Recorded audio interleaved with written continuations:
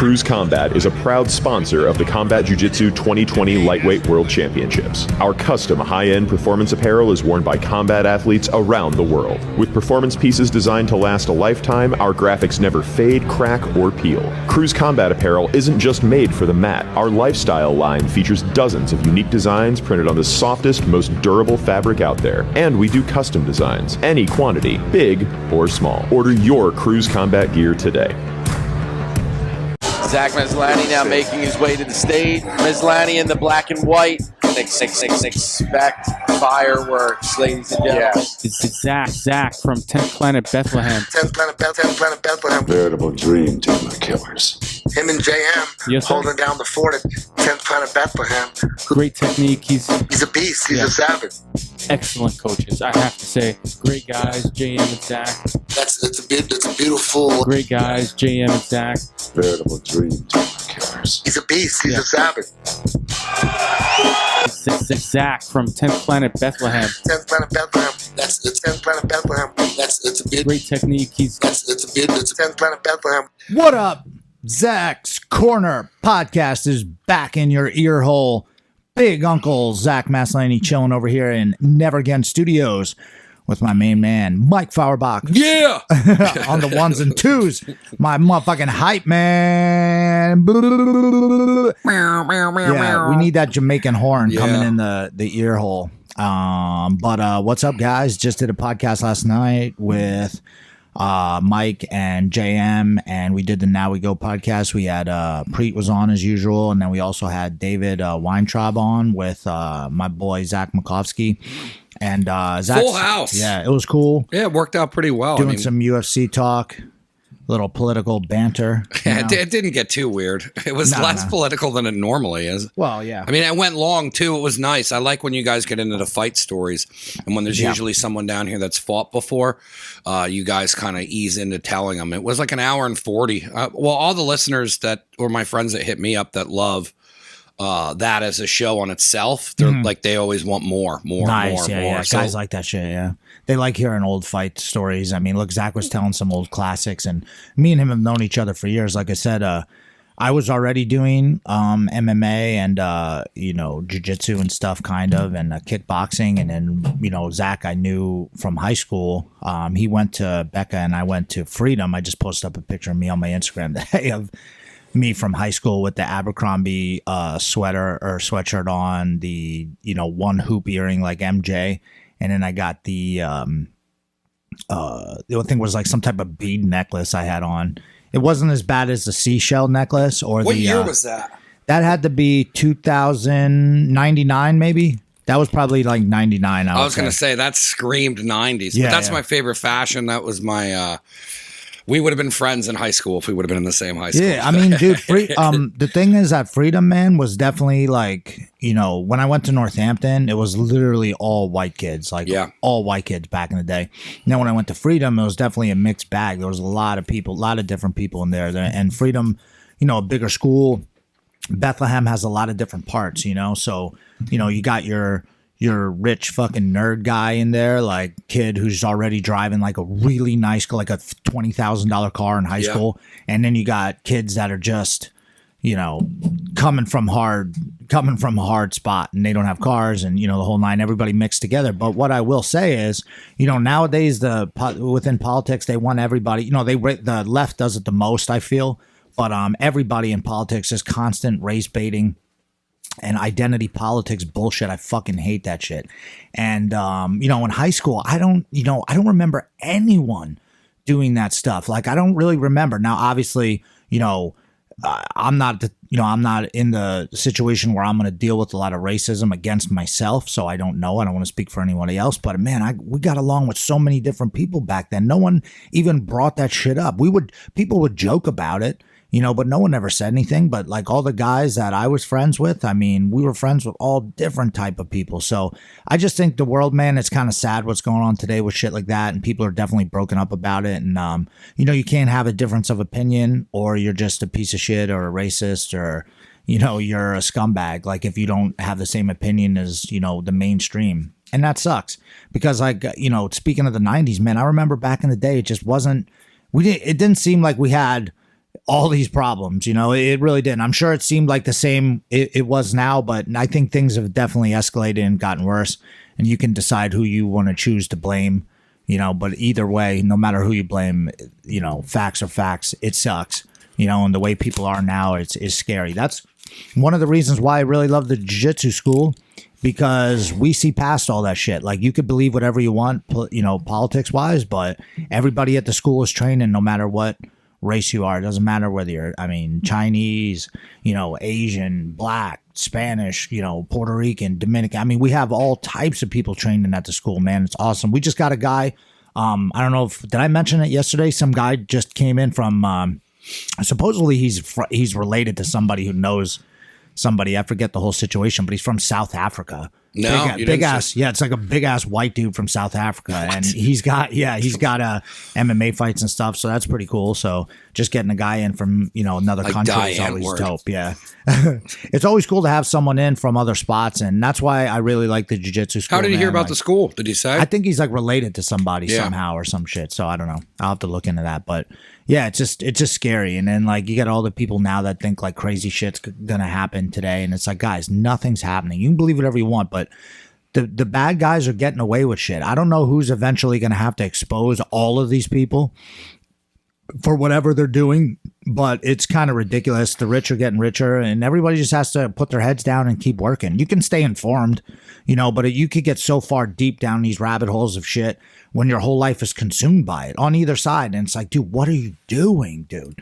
I got so much shit going on. Like, I like to watch it because it's like real life, shit. And it's not like, I kind of stopped watching things like Game of Thrones and like crap like that because I just don't have time, number one.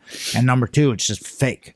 I like Lord of the Rings, I guess, but like, I just, you know what I mean? Like, it's just kind of fake. Like, I like real life shit. Yeah, I can't read books unless they're like, I got into like recovery stories and like, just like, like stories about like how people started businesses and stuff, but I can't read any fiction at all. Yeah, no. And that's one of the, and it's not that I believe me, I got a really good imagination. It's not that, but I don't know. It's just not serving me right now. So I'm not really interested in it. And I feel like, that's one of the reasons why I like fighting so much is because it's real. Like I feel like I stopped watching a lot of other sports, even though the Bills, shout out to the Buffalo Bills, my cousin, probably super excited about this, but the Buffalo Bills are in the AFC Championship. I saw that. And, I was a fan of theirs when I was a kid because I was into all ball sports and stuff because martial arts wasn't like it is today, even though I still did karate back in the day, Chuck Norris. And, but I think that one of the main reasons why I got away from sports is because they kept jamming political shit in there. And, they kept putting in like, people, you got to listen to athletes. And then the guys became like scumbags when back in the day, like a lot, not that athletes weren't scumbags back in the day, because I'm sure they were. But I feel like it was a different kind of, if they were a dirtbag. But a lot of the guys had like, you look at a lot of the dudes and they had like families, and like the guys stayed on all the teams, and you didn't have people jumping back and forth to all these different teams. It's like, like Jim Kelly, like Dan Marino, John L., all those guys stayed on there. Maybe like later on in the career, Montana went to the Chiefs or something. But it's because I think he wanted to keep playing. Yeah, but most of the guys stayed on, even the defensive players, the offensive players, guys stayed on the same teams. Now it's just all about, not that it wasn't about money back then, but it's just all about money. It's such a joke, Yeah. I got out of that, and then I felt like half of the time it was rigged. Like, You see the plays, like the calls, like every there are some obvious things like where you ram into a guy way before the ball gets in the arm or something like that. But some of the calls, like in the end zone and pass interference, and now you can't touch anybody, and the way you hit them, and CT and the whole thing. So to me, not that there isn't CT in UFC or anything like that. Steve, tell that to Steve Mazzagatti or whatever. He let people fucking die out there. They even got rid of him. Yeah, I know, because he's like, remember all that Dana White shit? I loved it. He's like, hey, Mazzagatti, why don't you quit making the heart and save somebody's life in there? He used, every time he'd be like, just straight up be like, somebody would say something, he'd be like, well, I want to pull all those old clips, but he'd be like, how terrible is Mazzagatti? Like, I had no problems trashing him. Always, with his job. He's like, is Steve Mazzagatti not the biggest toolbox ever? Remember, he called him a toolbox. And then I would love that, like, he'd look past like everyone and be like, "Are we getting rid of him? Yeah. We're getting Mazzagatti's done. I think this is his last." I like how the guy, and then they'd show like the picture of like just like the guy's dead and other guys still hitting him, and Mazzagatti's just like this. Yeah. Let it go. Stop the fight. Like, how many times Joe Rogan had to be like yelling from the stop the fight. Yeah. And you know what? Being a guy who sat cage side and just local events commentating, it's hard to see. So the fact that Joe Rogan is, I mean, I know he has a monitor he's looking at too, but like when it's all going on, it's tough. So that's a tough job. I really want we got to look into this again, but I really want Andrew Jones to I really want Andrew Jones, our manager over at 10P Bethlehem, good friend of mine, to go into reffing. I think he really is a big MMA fan. Well, you said there's a school now, isn't there? Yeah. It's what is it? John McCarthy? Yeah, there's two actually. There is a Herb Dean, and then there is a John McCarthy too. So either one, rival schools. Yeah. I mean, they should help you. We should have a fight off. I think Herb Dean would kick his ass. Obviously, as Herb Dean actually has one MMA fight. Yeah, I like Herb Dean. Yeah, me too. So I think it's a great idea to get into because, Andrew's an MMA fan. He knows what's up, and he's a brown belt in jiu-jitsu, and he competes regularly. He doesn't compete as much as some of the other guys, but he's out there a couple times a year, and he's doing high-level matches. He's competing at Fight to Win. He's competing at the Bjj Tournament, so I think, and he's his best friend is one of the top guys in the world. So, I mean, they're training together all the time. They might even be training, what's today, Wednesday? They train sometimes Tuesday morning, so I think Andrew would be a great ref, and I would like to do it too. I kind of want to get in and see, that's what I do. I like to get into all these different things, like do it for a little bit, did commentating a little bit, so that's on my resume, and I would still jump back in. But even last night thinking about it, really pumped up to, maybe even start our own, MMA organization. I think we should now with Zach coming back, and him going to be, hopefully working with us, which I think he should be. We want to hire him. Well, what's great now too is you have more space and more help, and you're at a totally different level. So to now pull something off like that, and then like what Preet was saying last night after everybody was left, like we were talking about the State Theater, one of the theaters, and I was like, yeah, they were talking about hosting there, and Preet's like, we don't have to host anywhere now. Yeah. So now, not even having to have a fucking venue. Yeah. Well, with MMA though, we would probably have to have a venue because of liability, and because also the commission's probably not going to want to do it at your. So how does that work then? If you like what you were saying is you start your own promotion. Yeah, you gotta. I have to look into it more, but Nick Bassington, was on the show. Shout out to Nick. I want to bring him back on. I think he did like the second ever MMA. Didn't he say the guy beat him by 24 hours or something? Yeah. And some dickhead tried to snuck in. That's like on Price is Right when you do guy goes 420, and then everyone's like, and then the one guy is 421. Yeah. You're like, fuck. And then the look of the person's face. Yeah, you're like, dude, come on, man. You really just want to go last in that situation. So, that's, I don't know. I guess we'll have to see what totally goes into it, but I know you have to get a promoter's license, so that costs money, and then I know you have to, I don't know, I don't know how you get it approved, and it doesn't seem that hard. I mean, dude, I've been in the game forever. Zach, UFC veteran, first ever Bellator tournament champion. Really smart guy. Maybe they probably respect him way more than me. So maybe putting him as me and him and JM working together. I mean, if Nick already has a cage too that's sitting around, we want to put a cage at our school, but I want to get a cage. Maybe we just put that shit up. I mean, dude, I think we would kill it, bro. We already have so many guys that want to fight. We can, it's me and the guys as the matchmakers. So, right now, we're not gonna, look at the guys did it. Connor's coach did it. John Kavanaugh, right? Yeah. He did it. He started his own promotion. We might as well. Promotions in PA, there's Philly and stuff, but man, I would love to bring it back to Bethlehem, dude. I think it's possible. It just has to be, you'd almost have to make a committee and stick to it and have fucking people sicking on shit like dogs and just be a fucking pain in the ass. And then eventually I think it'd be too big of a movement for it to stop.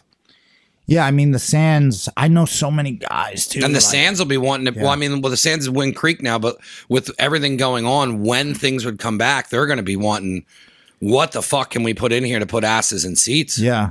And we what they have everything. I just can't understand what the situation is, especially with the alcohol. Like if they're because right now you can't just have alcohol people standing around at a bar, right? No, you can't stand it. You can't. It's so fucking bizarre. You can't sit at a bar because I guess it's not enough distance. So because that's what's fucked up. But if the sand's there, because remember how it used to be, you could just go out to other fights and go to that bar there. Yeah. I mean, dude, like that was one of the coolest setups because it was like it's dumb, the like bottle service and all that other shit. But they'd have a DJ in there. They'd open up the doors and then the fight things connected. You'd be going back. They have the up top because the one time you fought, we got because like they do not stupid stuff, but they're like, hey, do you want to upgrade your ticket to $10 and then sit up top and then it's free pretzel bites? And I was like, cool, pretzel bites. But that was awesome though, because you have your own little room and then they have balcony seating. Yeah. Like, because if you have events and it's not this giant sold out thing, or it's a local popular thing, there's all kinds of different things that are, they're cool features there where you can get your own room and have like the balcony seating. There's plenty of fucking visuals. Like it's a great I went and watched boxing there because somebody gave us free tickets.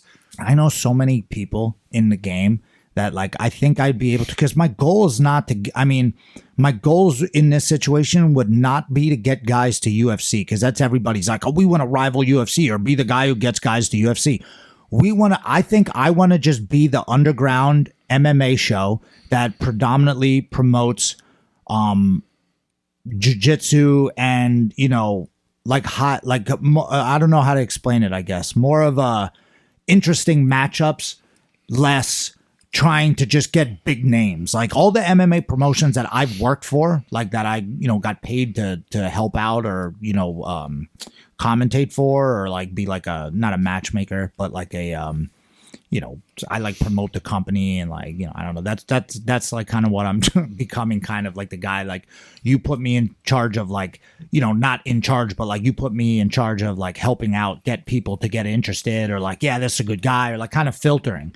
And every promotion I've ever worked for, they didn't want to hear what I had to say about the fights. They wanted to, they just treated me as like, I was like, he's commentating, he's like a jiu-jitsu specialist, but other than that, whatever. And I really felt like I had it like, listen, these are the type of guys that I would put in. Like I wouldn't go and waste all of my money so check it out. Listen to their business model. They will have, let's say they had 20 grand. They're figuring, or let's say they had 15, I don't know what, but I have to figure out budgets and stuff, but I'm good at this.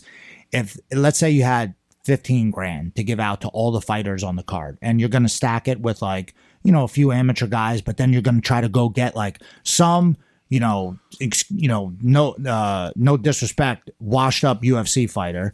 I don't want to say, washed up, because like the guy's had a couple of fights and I've gotten my ass beat too and my teeth knocked out and all types of stuff, almost knocked out and stuff like that. But, maybe a guy who's on the downturn who like, they're thinking, yeah, let me get Matt Hamill. Like, okay, Matt Hamill's a name, but Matt Hamill's old. And why are you throwing him in there with some guy who also is not that good? And you're paying Matt Hamill out of that 15, you got to pay him 5. And then everybody else has to fend for like a couple $100 or $1,000 here. To me, it doesn't make any sense. What I would rather do, because as opposed to just trying to get a big name, because no one's going to the Easton Theater to see Matt Hamill. No. You know what I mean? Like, that doesn't make any sense. So here's the thing, guys. The man who defeated John Jones. Right, yeah. But then you go there and he's like way overweight and he doesn't look like him. And he's like, you're like, it's like sad. You know what I mean? Yeah. It's sad. And it makes the show look bad. So, and then instead of paying him all that money, take some of the dough, beef up the production. So that way the videos, because everyone I work for, the videos are fucking garbage. I'm like, where are the videos? Like CFFC's got it down, but they're on UFC Fight Pass. Again, I don't want to try to rival CFFC. They got too much money and they're doing something totally different. They're trying to feed UFC. That's not what I want to do. Yeah, you put a little bit more money into the production and it looks well. Videos look sick. People start taking it a little bit more seriously. And then some MMA guys, here's my thing. If they would ever allow combat jiu-jitsu, we'd be able to get the guys experience doing sub only, then combat jiu-jitsu, then my fight thing, because we're going to, we'll have some pros, but we're going to do amateurs a lot. Because we can, maybe fiddle with the rules and try to get guys to be able to fight 3-minute rounds. There's no striking on the ground. So they're striking up top. You should be throwing, dude, my idea of an amateur fight, you should be throwing, crisp boxing. You should be throwing kicks like McGregor because you can get away with it because fuck it. If you get taken down, there's no punches. Yeah. You know what I mean? Then if you lose an amateur, who gives a shit? But you're getting experience. And I try to tell the young guys, how are fights won in amateur? If you want to do 10, some of the guys in UFC that fight for Tiger Schulman, they did 10, 11, 12 and 0. 10-0 amateur, just fucking submitting guys with arm bars, triangle, rear naked choke, winning some decisions, wrestling some guys. You get 11 fights amateur, and then you go pro. No one knows about your amateur record, and it doesn't matter. So, like, you go pro with 11 fights, and you're 0-0. Here's some other guy who wrestled in college nowadays and just went pro, or maybe did one, like, jiu-jitsu tournament and goes pro. That's tough. The other guy's got 11 fights experience. Granted, it's amateur. It's not really ground and pound as much. But, dude, you know what I mean? Look how much more experience that is. That's what I would want to do. And I would want to have the guys that are, like, more specialists. Like, let's forget, like, Joey Blow, who just wrestles in ground and pounds. I don't want to see that guy. Go fight in CFFC and make your way to UFC. That's what your goal is. My thing, I would put on cool fights. Well, you do a really good job with the matchmaking with the finisher tournaments. Because when I first started coming, I didn't know anything about jiu-jitsu, and it was just exciting. You know what I mean? Because it's like, if you don't set that up correctly and to an average fan, it's like, I don't understand this. And I was just like, after the third one, I was like, this is fucking exciting. This is, and then I told my friends, I'm like, dude, this shit's fucking crazy. It's live. It's fucking down the road. I mean, what stops all this from happening? Well, we're going to do I should have the lease from Chris today. I love the it's like a Tim Dillon beef with the realtor. Yeah.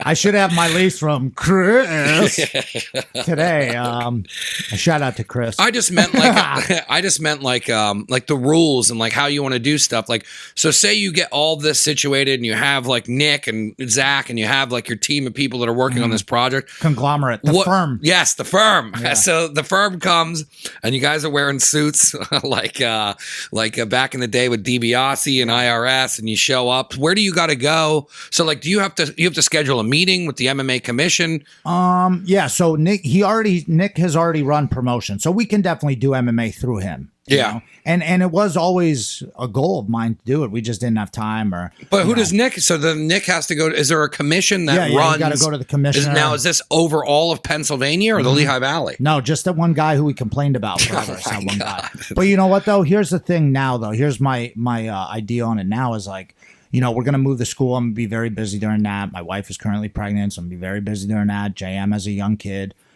Grace is in the prime. Grace is like, I did an interview yesterday with South China Press. So I'm going to be accused of being a communist soon. But me and Grace were just on an interview, and they knew all about her and stuff. So Grace is blowing up. Thor's school, 10 Planet Allentown, is blowing up.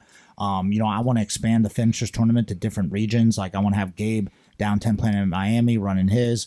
I want to have, we'll put one in, we should be having shit in Texas. There's money to be made. I just got to do it, but I don't want to do it all myself. I don't want to do it all by myself. I need a lot of help. And me and JM are busy, and he's busy training guys here. And we want to, we're going to do, I think for me, starting the promotion is huge because I have like 7 guys that are legit ready to fight.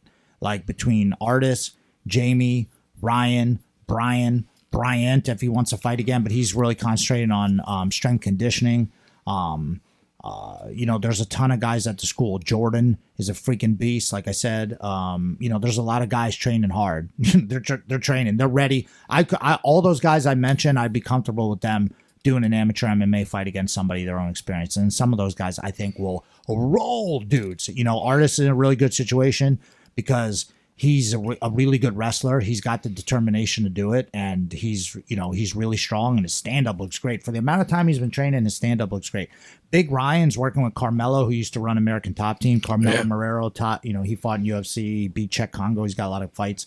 Carmelo's a man, and he's like, he's fucking huge, dude. We should see if he'll come on Now We Go. Yeah, we got to get Melo on. We'll do a late night with Melo. Oh, yeah, we got to get him on. He's the man. So, but shout out to Melo. He's been working a lot with Ryan because Ryan's huge. And Thor rolls with Ryan and stuff. And, Ryan wrestled for Kutztown and Ryan Appleby. And since he's so good already and he's in a heavyweight situation where he's going to fight big guys, it's perfect because he's got the wrestling. He's working on the stand-up. He listens to us in jiu-jitsu, which is awesome. And all the guys I mentioned do. Like Jamie, he's a purple belt.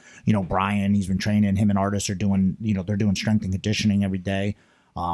Jordan is a freaking beast wrestler. And that's the thing. They listen to us.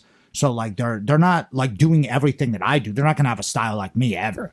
But they take for granted the things that I'm actually saying, which is awesome, And then we got young guys like Thomas and, who wants to fight in Tennessee and, he's a nutcase and he's a young kid and he's got so much potential. I gotta like hone his style a little bit. Right now he has no style. He's just winging it. You know what I mean? But he can wrestle a little bit, but all these guys got potential. I can't wait till we move to the new spot. And then we got some other guys, like I said, the dude from South Africa. And then we got a couple other guys that just moved into the area or moved schools that also have MMA experience, And then with Mello, getting him at the gym. I got Reginald Carter. He's one of my kids. I mean, dude, I knew Reggie since he's like 6 years old. And I used to have to sit him on the side for kicking kids in the head too hard. And now he's like a professional Muay Thai fighter. And he trains, I forget the name of the school. He trains at a Muay Thai school too, but I mean, he's been training with us forever. Still teaches privates at the school and stuff. And when we get to the new school, I want to have him, teaching like traditional Muay Thai. I got Joel and Mike. Like, I'll never get rid of those guys. Those are two of my sparring partners forever, and they're running the ship basically. Joel and Mike at the school, Mike Ortiz and Joel Figueroa, and then we also got Ricky Nuno, professional boxer. Has he ever been on the show?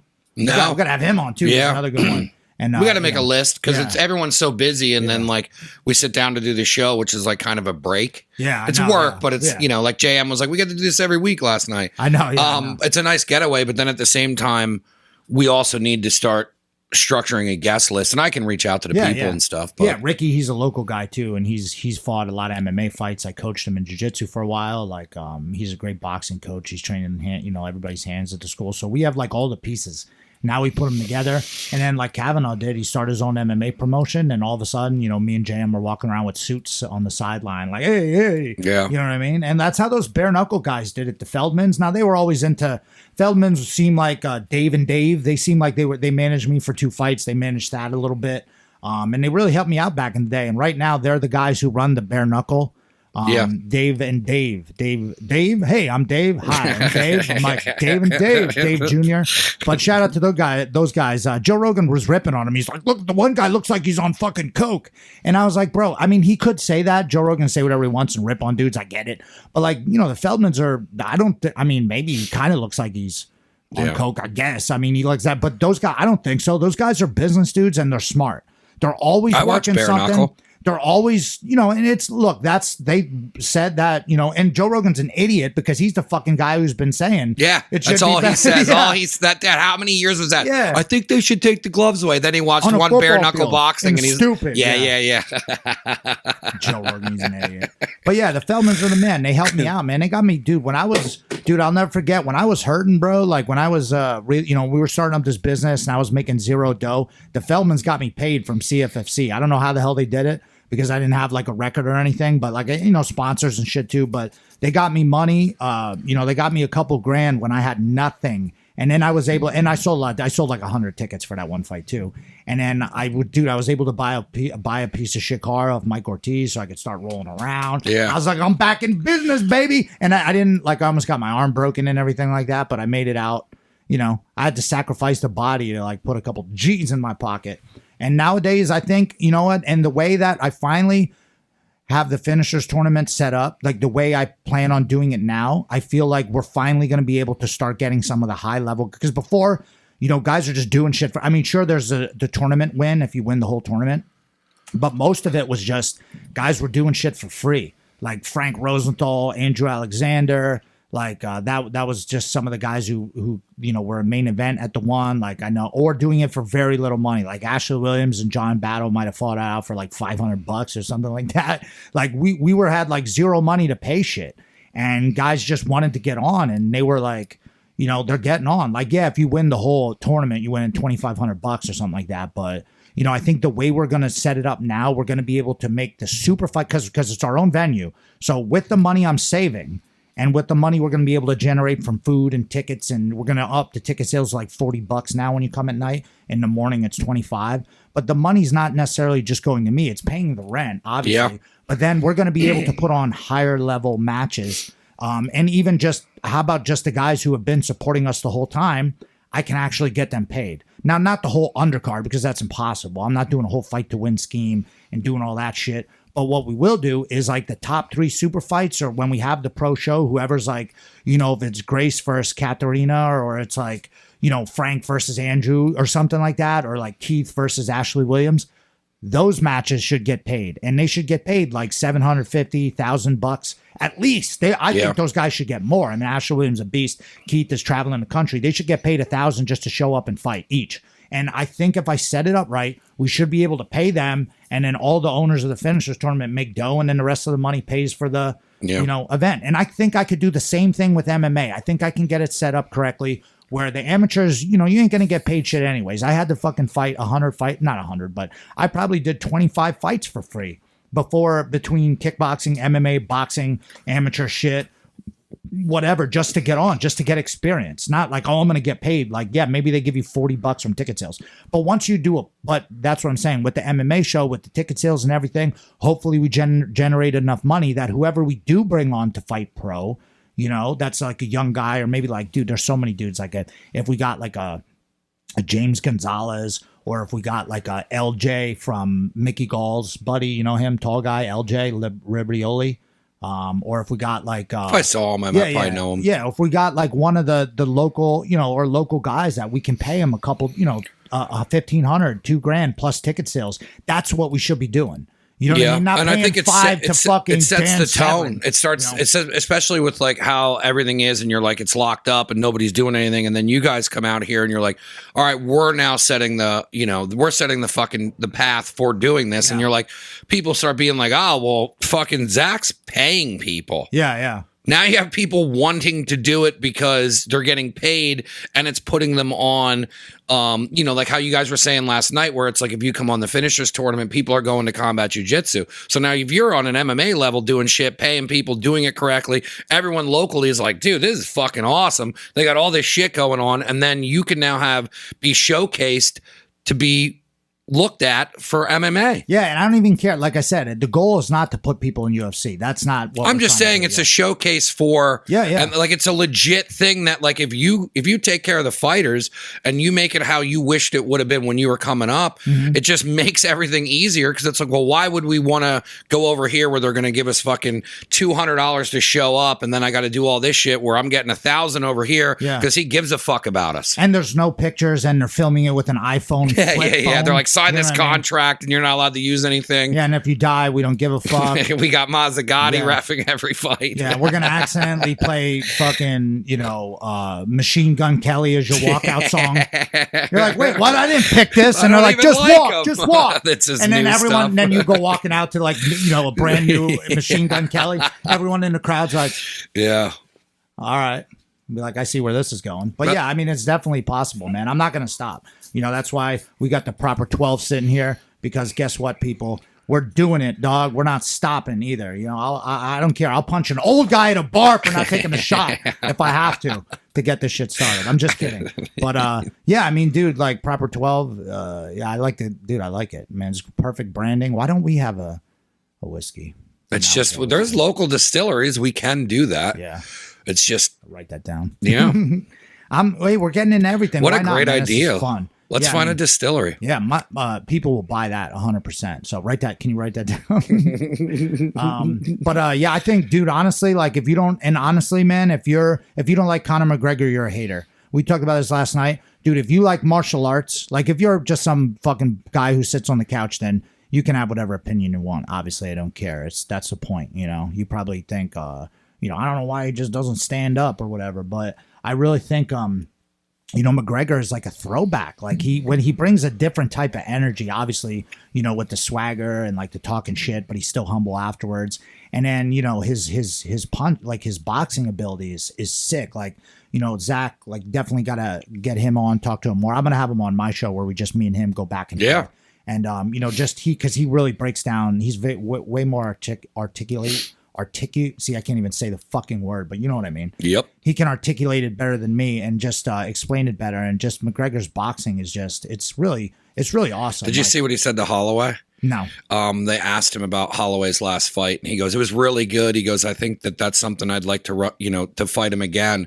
And then he just goes, "By the way," he goes, "he doesn't have the best boxing in MMA." No. I was like, awesome.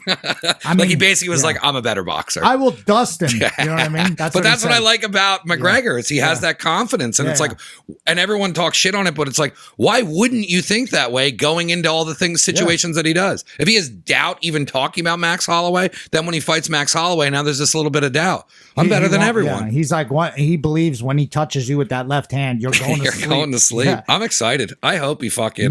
Remember? I hope he's in and out. Yeah, me too. I mean, I hope. I do. I want to see him fight 3 times. I want to see him fight 3 times this year. Put him out, son, with the left. And then the way we're breaking down the kicks, like if you like, listen to the Now We Go podcast. But when he throws, he's he pull counter, throws the jab. And then, he pulls it back. And then when you step in, he's a great counter puncher. Like he leads, like he puts so much, like Zach was saying, he puts so much pressure on you because they're like, oh, Dustin's going to come out. Let's let's pressure McGregor. And like, but that's the thing. When you pressure him, you can't. He's still coming forward. And, you saw what he did to Cerrone. He just came out with that. There's nothing more exciting than the first round of a Conor McGregor fight. It's fucking awesome. Cerrone thought he was going to come out and they were going to feel each other out. Throw a couple kicks. And he just came out with the bomb left. And he was like, oh, shit, this is real. Boo, boo. And then he ducked, hit him with the fucking shoulder. Then he got space and fucking goosh. It was awesome. Yeah. And then the kicks, dude. Like, he's not just throwing, like, you see guys throw kicks.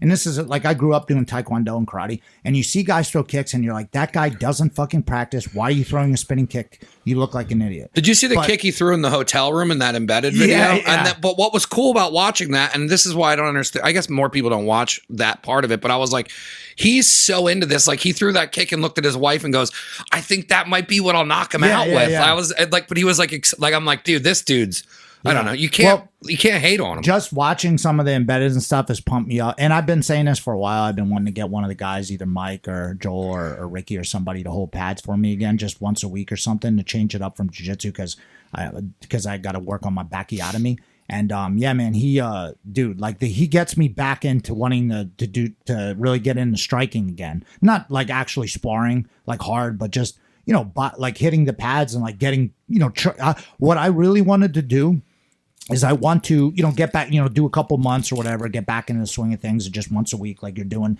getting in there for like 45 minutes. That's nice. Hitting pads. And then in like a couple of months, once I feel smooth again, and I feel like I'm not injured or whatever, then I'd like to really practice some like, new stuff, like practice boxing from the other stance. Like I always wanted to try developing the other stance. I never did. I would use it to like, set shit up, but I never could like actually, because I have like it's same thing playing half guard. I do totally different styles on each. Like when I'm on my right shoulder, like I have a whole, it's John Jock, traditional John Jock with little Eddie Bravo sprinkled in on top. You know what I mean? That's what I'm usually doing from the bottom, trapping and shit. And then on the other side, when I get half guard, it's completely different. I don't play the lockdown as much. I mainly try to get out of it or switch to the other side, to be honest with you. I mean, the other side, like, it's just not as, and I want to practice that too. I want to practice both sides. So yeah, man, I'm pumped up. I'm really excited for the fights. I'm going to watch them today, probably when I get home. Saturday, I don't really go out anymore because you can't even really go out anymore. No, I don't think they're doing, I don't think they're doing the, pay-per-views in bars anymore. It's probably why the price went up. Yeah. So what I like to do is illegally stream the fights, because guys, and I know if you're like a new fan, pay for the fucking fights, you loser. I paid for them for years. Yeah, exactly. But for me, I've been watching I've been literally paying pay-per-views and shit since I'm like 16. Yeah. Paying for like Pride when I had like, I was getting a paycheck for like $300 and I would spend 100 of it to watch fucking Pride. And like I've been paying for years to the MMA gods, so you owe me. I've been paying so long, like in the beginning I was like, oh, I got this, because it was like 50. Then it was like 65, and then people are like, hey, I'll throw in. Now it's 70, and I'm just like, we're not paying for this. Yeah. Well, and I know people sue me out there if you don't like that, but Also, too, I like watching it, honestly, from my house with the sound down. My wife, by this time, is usually asleep. She watches some of them. We'll be hanging out talking. I honestly like, I know that sounds corny, but that's how I like watching it. Yeah, you watch the fight without the commentary. I don't like the commentary on. I don't really like to hear what they're saying because I think it deters. I think it really does. I know they're not doing anything on purpose and there's no conspiracy theory behind it, but they will influence you.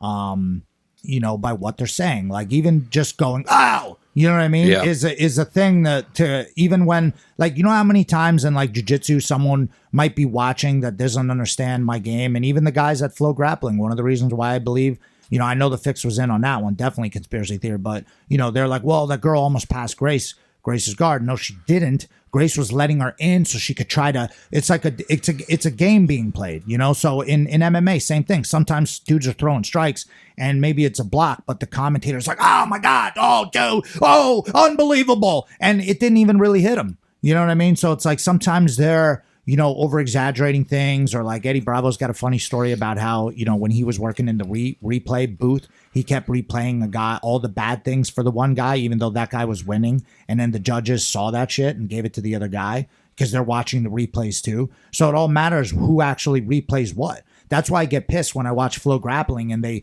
replay the dumbest fucking part of the match. Flow Wrestling, whoever's running their Instagram account, they know what's up because they play like the intricate, cool parts of it. Yeah. Like whoever's running Flow Grappling doesn't know what they're doing. So that's on you, Flow Grappling. What else? Chandler's debut. Yeah, that should be cool. And there's a lot of good fights. I'm excited to just watch it. I just like I said, I just like having, I will drink some whiskey. I don't even know what I have. People are like, "Oh, you're into whiskey now?" Like, yeah, people are getting me whiskey presents and stuff. And I have some Japanese whiskey I got from a student, which is cool. I want to try that. I hear it's good. I just do that a little bit with ice, ginger ale, whatever. And then I just sip that on the couch with my dogs and we watch the fights. My dogs, they're really into it too. They love they'll sit right here and just, watch it. And I like that with this, like I said, sound down. It's not totally down. You can hear the crowd and stuff, but it's not like, Well, the crowd's back for this fight too. It's second time. So you can hear people in the background a little bit. So I keep that on. Maybe I will put some music on, or I'll just do, sometimes if she's asleep, I'll have my headphones on listening to something else, but I'm watching the fight, and I obviously, take a couple edibles or something, zone out, and it's like, wow, that's cool. And then what's nice is, dude, after it's over, I can literally just turn the lights off and go to bed. You know what I mean? So I'm getting old, guys. You know what I mean? But I do, it's cool if there was something really cool going on. So, well, let me see. I want to check my thing here real quick. We had a big tournament, not a big one, but Fuji. Shout out to Tim Morthan from the Fuji Bjj Tournament.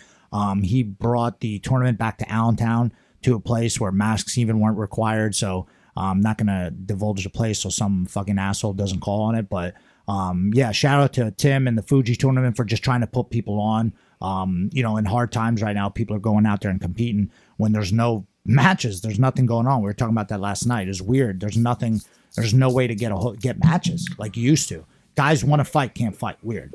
Tournament, same thing. So the adults, a lot of our guys competed. The adults, Zach Sokol had a great, he had some rubber guard triangle. He also hit, who was the other one? Aiden looked real good, had a Darce. So really pumped up to see that. Aiden back competing. That's really cool because he was out for a while. And he never quit. He just keeps slanging. So really appreciate that, man. The guys who believe in us. All the other adults did great too. Some guys lost one. Looked like the Allentown squad did really good. And then the kids, man, Maya, she's killing it. She's doing really great. She loves Grace. She's trying to follow in her footsteps. She's training every day, doing striking. I know a bunch of kids are competing at Naga this weekend. Lacey, Maya, a couple other kids. I know, and then Deanna and Bill's daughter Holly competed too. And I guess before Bill said she was like little girl. So if you look on my Instagram, you see she's a little, just small little girl, and she's out there competing against other boys and girls. Is really cool.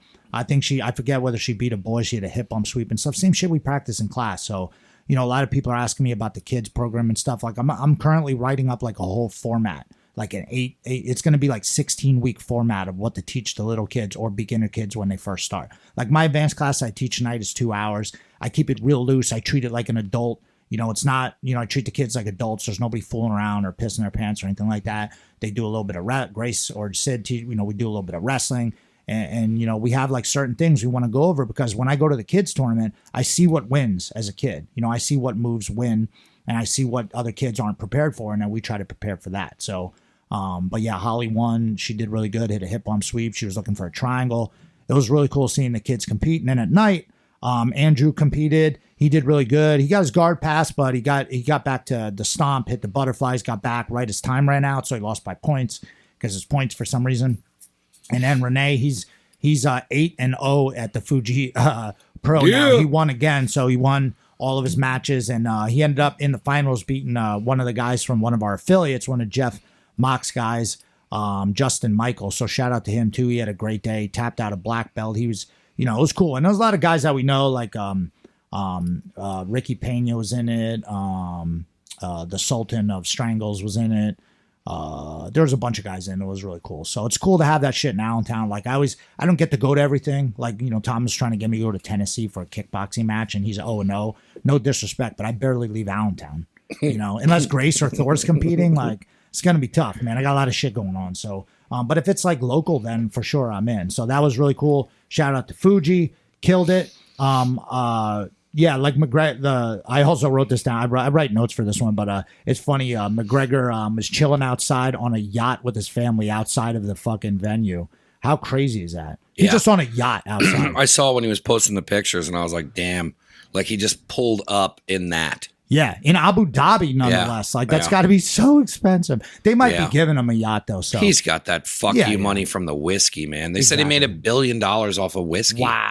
Wow, that's insane. We need a whiskey. Write that down. Yeah, I wrote it down. I'll be happy if we make $1,000. Yeah. 10 grand we make, guys. Also, I want to give a shout out to Little Wayne, Little Wheezy, because he will not be going to jail for up to 10 years max for getting caught with a gold-plated gun at the Miami airport, even though he was on parole. And my wife was like, a gold-plated gun? Does that even fucking work? Like, does it even work? It's a fucking Call of Duty. People want him dead. Little Tunchi. Shout out to Little Wayne. There was like 3 other rappers that he pardoned. Yeah, Trump pardoned him on the way out. He was like, you know what, 10 years? Nah. Come on, Little Wayne, dude. You can't put Tunch in jail. He already went to jail. That's funny that they, because I mean, I guess once he says it, it's done. And it's over. Once it's filed, they can't prosecute him. Yeah. He let out a lot of people, but you know what? People are pissed at some of he let out Kodak Black. He didn't pardon him. He just commuted his sentence, which I think is like, it means it's done. So he'll get out, but Kodak Black will go back to jail, and so will Little Wayne. But I mean, at least they got out of this one. At least they got out of this one. You ain't getting any help from Biden. Yeah, they're like, oh shit. All right. So Little Wayne's handlers are like, okay, Wheezy, we're gonna need you to chill for 4 years, and then let's see what happens at the next one. Trump gets back in, then you know what? Fuck it. Drive around with a machine gun, son. You're getting out.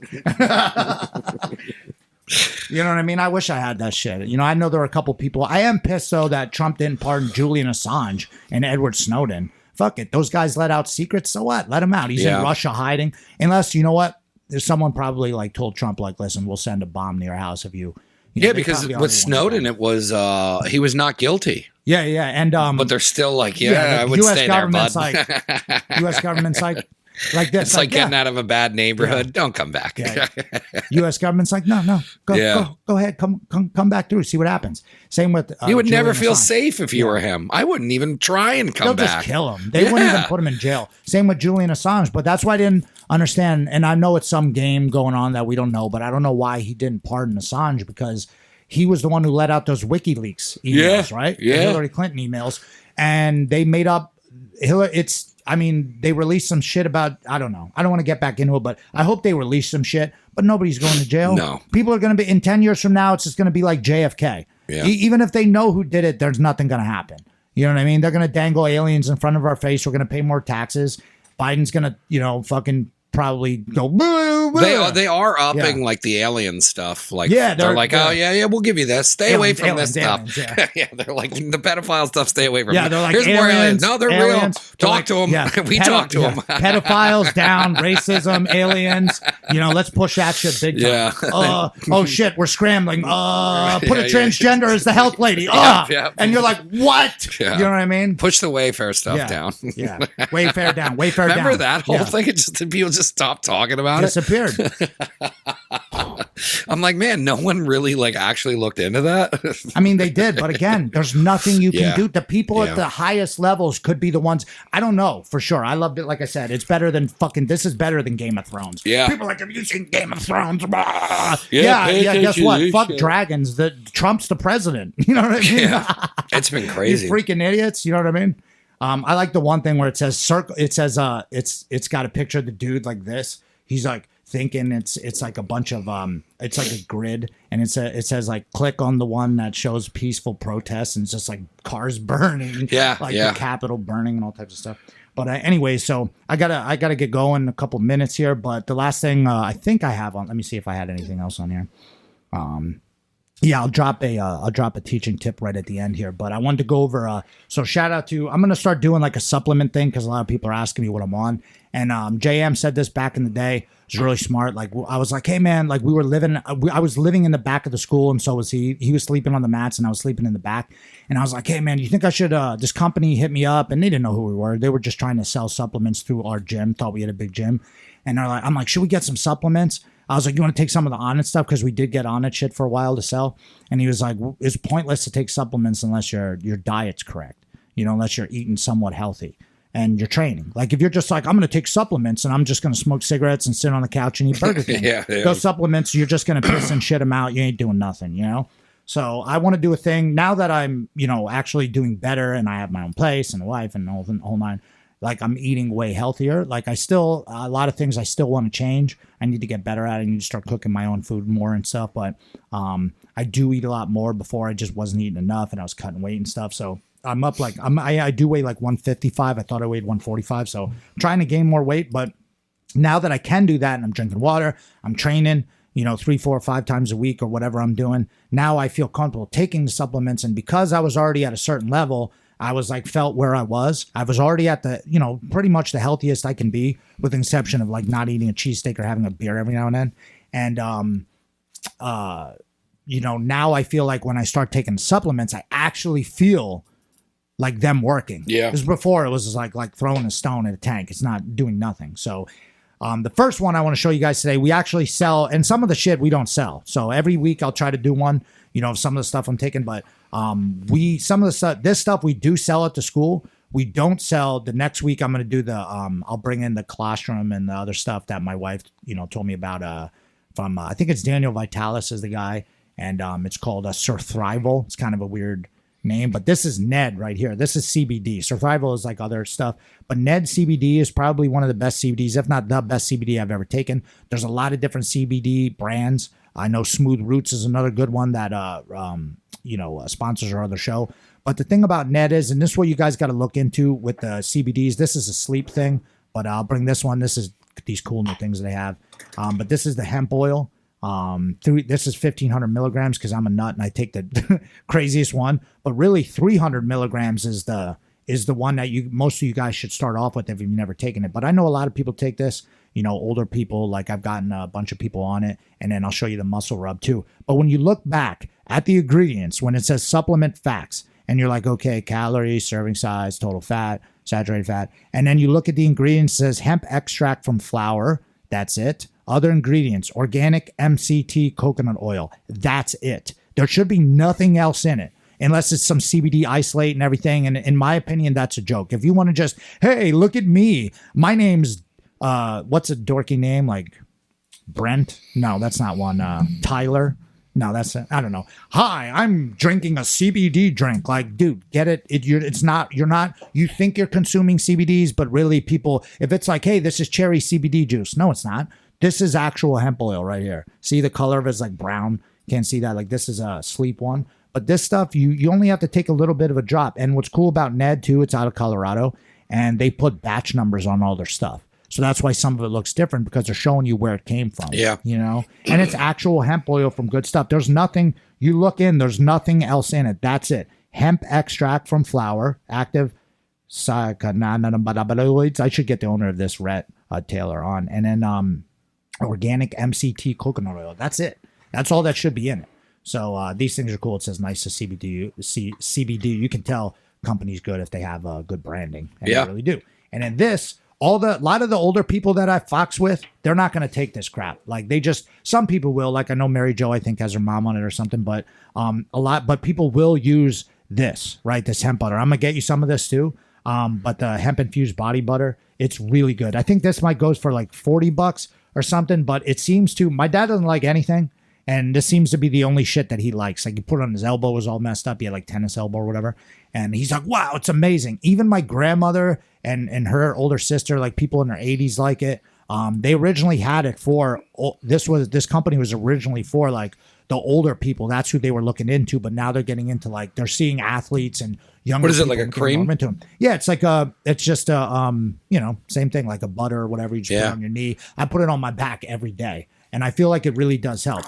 Helps reduce inflammation. It's not that expensive. And this is legit shit. This is they also have a sleep blend. This is, you take a little bit of this at night, helps you sleep. Shake well, drop one under your tongue 1 hour before bed. Same thing. Organic CBD. And then in this one, they put in some other stuff. There's, I don't know, some of the shit I can't even say. But just go on CBN. That's supposed to help you sleep. Go on Ned. I think it's MeetNed or MetNed.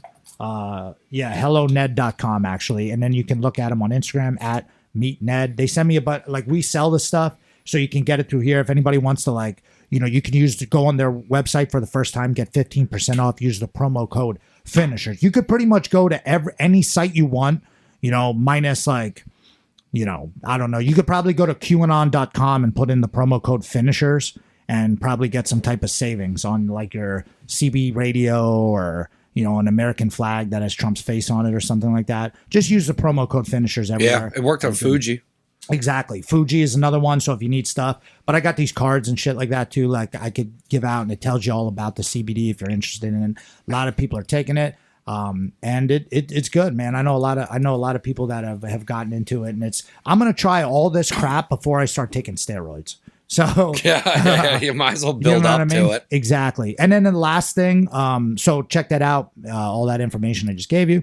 Last thing I want to tell you guys about, people always ask us like, how do you guys get so good? Like, what's up with the school? How do you guys are so deep, and how many got so many good guys? Well, a lot of martial arts schools that I've seen and been around have only would cater to a new guy. So like if a new guy showed up, for instance, in my fundamentals class on Monday, they would take it back to the Stone Age. Like, okay, here we go. Full guard, hip bump sweep, mount escape. And that's still good to know. You got to know that stuff. But instead of teaching instructors out there, instead of teaching to the lowest guy or the newest guy, you teach to the top guy in the room. Now, if it's a fundamentals class, obviously you're not teaching to like a black belt who's just in there trying to do drills, but you don't slow it down so far to where it's like almost at a snail's pace, because people who have been there training for a couple months, people who have been training for a year or two, get tired. Like I still have a lot of higher belts or guys that have got a lot of experience still take my fundamentals class. MMA fighters take my fundamentals class because they want to work on the fundamentals. But I don't have it so dense that you have to not, have a brain to be able to do it. You got to be able to catch up. So the first couple classes in kickboxing and jiu-jitsu, you're going to have a hard time. It's going to be tough. You're not in great shape unless you come in in great shape. But a lot of times the instructor will teach to the lowest person. And then the people who have been there for a while, the people who experience, end up falling out. And then if you have a school where you see there's a lot of turnover, where people are constantly signing up, quitting, and you don't see the same faces, like we could post up pictures 5, 10 years, 8 years ago. It's a lot of the same guys that are still training, still enthused, still interested in learning new moves. And that's what you have to do as an instructor, is do the due diligence and find out, have an open mind and go and find moves. If you're restricted to the only shit that you teach because your coach said you can only teach that shit, feel bad for you, son. That's bad news, because you're not opening up. If you're a traditional guy, you should be paying a dude to come in and teach leg locks. If you're a leg lock guy, you should be paying a dude to teach you how to smash pass. If you're, you should always be looking into everything. And I'm trying to bring on the best guys. I want to have Jared teaching a leg lock class. I want to have the warm-ups class. I want to have, but it's always on you as the individual to try to catch up. You got to catch up. It's like the truck's driving away and everybody's already on it and you're up running behind. You don't want to if you just stop for a second or take a break, or you don't train consistently, you don't put 100% into it, you're going to get left behind, or someone's going to be right. And that's where people are like, I don't want to upset anybody because I don't know what I'm doing and instructors teaching. I don't want to hold anyone back. That's jiu-jitsu. We have to help the new guys. You got to get them good enough to where you can kick their ass. So you are the guy on the end going like, hey, you know what I mean? Sometimes you're the dude going like, please, I need a hand. I don't know what the fuck I'm doing. But you'll figure it out. And then sometimes you're the guy reaching your hand going, hey, it's all good. Let me show you what to do. And then you help the person get better. And then all of a sudden they're a regular dude in class. You know, and some people figure it out, some people don't. Some people quit before they even have a chance, you know, but you have to teach to the guy. You have to at least keep it interesting for the guys that have been trained there for a long time. If not, everybody, no, you're never going to have anybody with experience. There's always going to be like 2 or 3 guys and everybody else quits and it's always new guys. And that sucks because you're always then trying to sell a new guy as opposed to I'm trying to sell the guys that are already with me. I'm trying to make them always stay on the path. So I got loyal customers. And then new guy, yeah, you got to catch up. You know, this is an academy. You got to be accepted here and you got to work your way in. And then, hey, if you show up every day and you don't smell like shit and you take care of the people and you don't go too hard and you're not an asshole and you pay the bill every month and we don't have to like bust your balls about shit, you're going to catch on. You're going to catch on like everybody else. And you don't have to be special. You don't have to look like me and have a beard and tattoos, although it helps.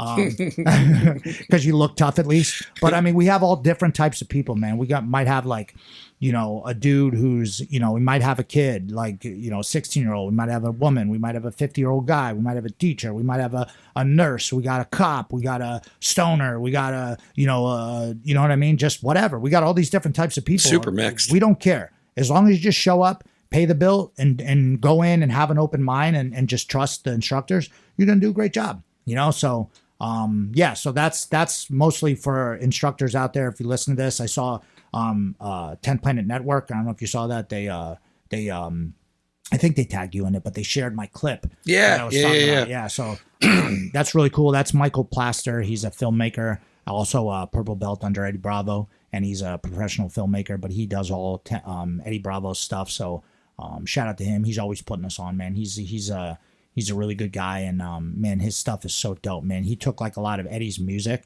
and like their band's music and like put it to like cool backgrounds and stuff, and like he's really good with that shit. And he does like all the combat jiu-jitsu films. He does a ton of shit on Grace. He has footage out the ass. Like we're gonna have to like hold Michael Plaster hostage in the future if we want to get all that Grace footage for the documentary. You know what I mean? Or we'll just have to bring him in on the show. So either way. Yeah, I'd love to talk to that dude. Shout out to Michael. I'm super interested in that stuff. I've been wanting to get him out of here for a long time. So once we get the place set up over here, like the new spot, like we'll just get him a plane ticket to get his ass out here so he can film some of it. So it's been a long time coming. But that's all I got for you guys today. So thanks for listening to Zach's Corner. Check out JM's podcast, going to be dropping eventually. Next week. Yeah, next week, Trainer Don't podcast. He's doing a lot of guests and stuff, which is really cool. Hear his point of view. And we're just going to keep putting ourselves out there. We got the time. You know, if we can entertain some people or give any kind of cool information or just make you laugh, you know, that's what we're trying to do. Don't take everything so seriously, my guy. He'll never get out alive. So thanks to Mike for always putting us through. But Zach's Corner podcast in the books. Peace.